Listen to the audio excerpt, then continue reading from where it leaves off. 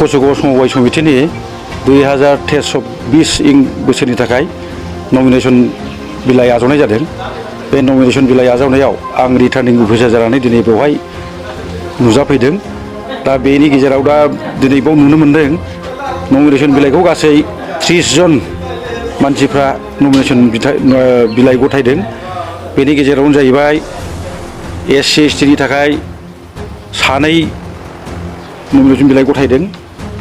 महिलाफोरनिफ्राय 4 मन'नयन बिलाइ गथायनाय जादों आरो जेनेरेल जेनाखि आनरिजार्भ केटागरिनिफ्राय गासै 24 जन बिजाथिफ्रा मन'नयन बिलाइ गथायदों।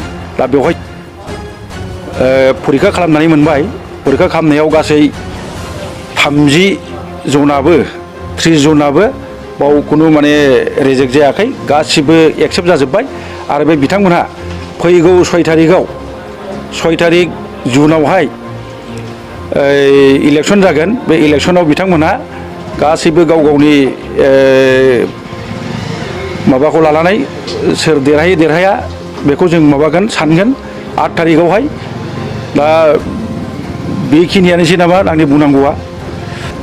बावहाय जों नुनायाव उफ्रा बिजाथिखौ जों बाहाय नुनो मोननाय जायाखै।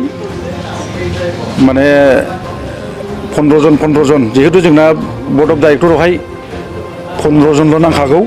बे 15 जननि गेजेरावहाय महिलायाव 2, SC ST नि थाखाय 1 आरो आनरिजार्भ केटागरिनिफ्राय 12 जन, गासै 15 जनियाखौ लानानै बर्ड अफ डाइरेक्टर जागोन आरो बेनो कचुगाव।